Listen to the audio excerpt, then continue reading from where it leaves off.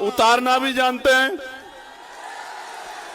उसका जूता बनाना भी जानते हैं और समय आने पर सर पे पटक के मारना भी जानते हैं। इस बात को भूले ना कोई भी। लोगों को बढ़ावा दिया गया कि वो इस तरह की टिप्पणी करके माहौल खराब कर सके। मैं ये भी जानता हूं समाज के लोगों में भाईचारा पैदा करने का काम किया। मैं इसको याद रखना, मेरा नाम एडवोकेट चंद्रशेखर आजाद है। सरेआम गुंडागर्दी घुसने नहीं देंगे, पैर तोड़ देंगे। मैं चमड़े की चप्पल पहन के आया हूं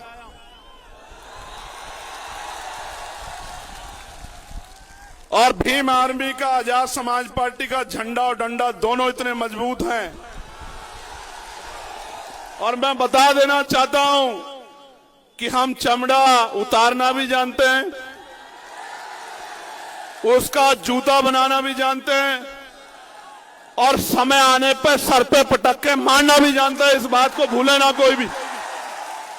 और प्यारे साथियों, मैं कहना नहीं चाहता, लेकिन यह भी सच है कि अगर सत्ता का संरक्षण कुछ लोगों को नहीं होता तो चंद्रशेखर आजाद को अपशब्द कहने से पहले शेर का दिल चाहिए। गीदड़ बिल्ले जो हैं वो चंद्रशेखर पे टिप्पणी नहीं कर सकते, लेकिन सत्ता के संरक्षण में ऐसे लोगों को बढ़ावा दिया गया कि वो इस तरह की टिप्पणी करके माहौल खराब कर सके। मैं ये भी जानता हूं कि उनके पीछे कौन है। मैं इस बात को जानता हूं, मेरी इंटेलिजेंस भी कम नहीं। मैं जानता हूं कि उनके पीछे कौन है और मैं उन तमाम साथियों को कहना चाहता हूं, मैं पहले तो उस भाई का धन्यवाद दूंगा। इसलिए धन्यवाद दूंगा क्योंकि उसने, उसकी बार बार के हमले ने, जो उसने लाइव आके किया, मेरे सोए हुए लोगों को जगाने का काम किया और बहुजन समाज के लोगों में भाईचारा पैदा करने का काम किया। मैं इसके लिए उस भाई का धन्यवाद देता हूं और उसको मैं ये बताना चाहता हूं, उसको भी, उसके आका को भी, कि याद रखना, मेरा नाम एडवोकेट चंद्रशेखर आजाद है। मैं किसी का कर्ज उधार नहीं छोड़ता हूं। राजकाज बनने दो, सूद समेत अगर कर्ज नहीं उतारा तो मेरा नाम चंद्रशेखर आजाद नहीं, याद रखना।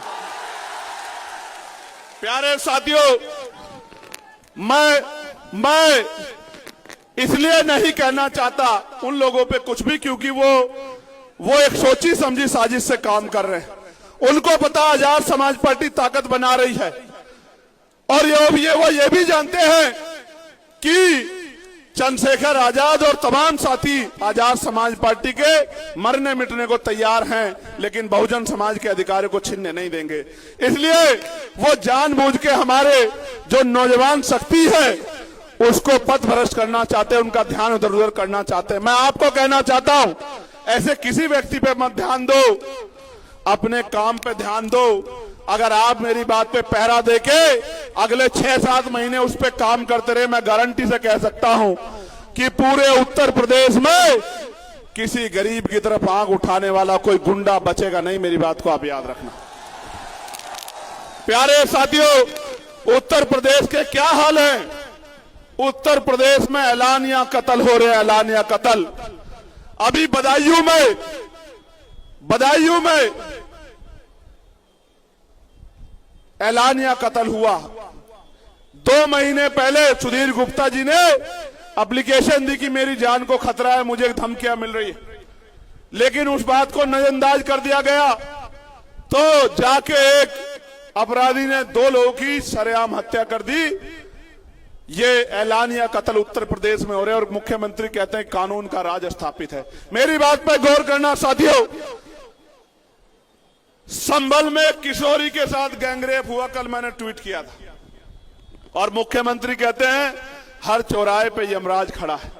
लेकिन यमराज जब गुंडे भारतीय जनता पार्टी से जुड़े हुए होते हैं तो यमराज छुट्टी पे चले जाते हैं। प्यारे साथियों, कब साड़ के मां को मार दिया गया, बेटी को उठा ले जाया गया और बेटी का चीरहरण मीडिया के माध्यम से हुआ और उस परिवार से जो वादे किए थे वो पूरे नहीं किए। मैं जाऊंगा परिवार से मिलने, वहीं आंदोलन करूंगा। जब तक उस परिवार की मांगे पूरी नहीं होगी मैं नहीं बैठूंगा चैन से। और रामपुर के बिलासपुर में भी एक पुलिस की जवान के द्वारा गोली मार के हत्या कर दी गई थी। उनके साथ भी सरकार ने वादे किए थे। हाथरस के परिवार के साथ भी सरकार ने वादे किए थे, एक भी वादा पूरा नहीं किया। मैं विपक्ष के साथियों को भी कहना चाहता हूं कि जिस तरह खामनेई साहब ने बहादुरी दिखाते हुए शहादत कबूल की, आप भी डरो मत, मेरे साथ खड़े हो जाओ। इस भारतीय जनता पार्टी को 2027 में उखाड़ के फेंक देंगे हम लोग उत्तर प्रदेश से। आप डरो मत, विपक्ष के साथियों डरो मत, मुकाबला करो। शहादत जिनके हिस्से में शहादत आएगी, समाज उनको याद भूलेगा नहीं। और जो लोग अंदर से समझौता करके बीजेपी का काम करेंगे, समाज उनको भी भूलेगा नहीं। मेरी बात को आप याद रखना। प्यारे साथियों, शाहजहांपुर में पाल समाज के हमारे एक बुजुर्ग के कान पकड़वा के अपमानित करने का काम हुआ। यह है उत्तर प्रदेश की सरकार जो बहुजन समाज के लोगों को अपमानित करती है। इसलिए बहुत सारी घटनाएं जो मेरी जानकारी में है, भदोही में मामूली से हेडपंप के विवाद में जयसलाल सरोज जो चौकीदार थे, पेट्रोल डालकर जलाकर मार दिया। यह है कानून व्यवस्था। फर्रुखाबाद में नाबालिग दलित युवती को केरोसिन डालकर निर्मम हत्या कर दी गई। कानपुर में दलित बस्ती को जला दिया गया और महिलाओं के साथ मारपीट की गई, अभद्रता की गई। जौनपुर में 8 मार्च को थाना जाफराबाद में यश गौतम की 16 साल के बच्चे की हत्या की गई। जौनपुर के थाना खुटन में राजीव गौतम की हत्या की गई।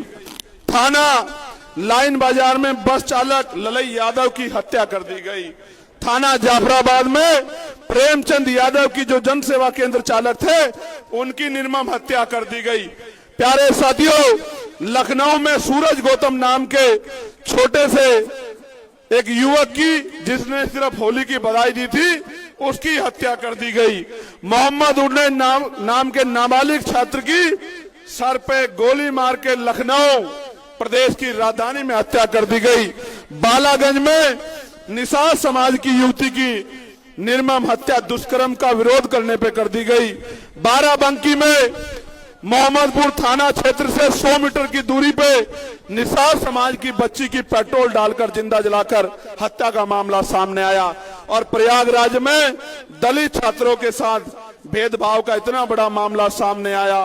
ये सारी बातें इस बात की गवाही देती हैं कि उत्तर प्रदेश में और छोड़िए, जिस तरह का घटनाक्रम आपने यहां देखा कि रोज सरेआम गुंडागर्दी घुसने नहीं देंगे, पैर तोड़ देंगे। मैं चमड़े की चप्पल पहन के आया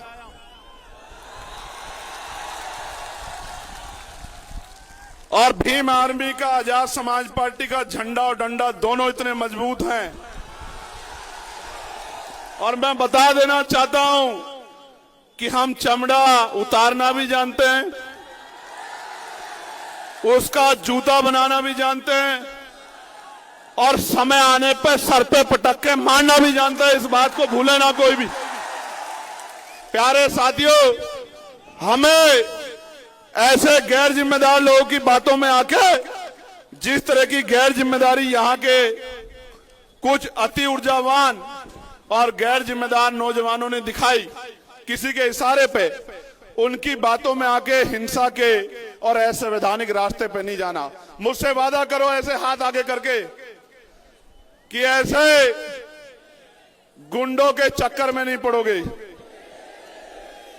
और अनुशासन में रह के संवैधानिक दृष्टिकोण से महापुरुषों के रास्ते पे चलने का काम करोगे।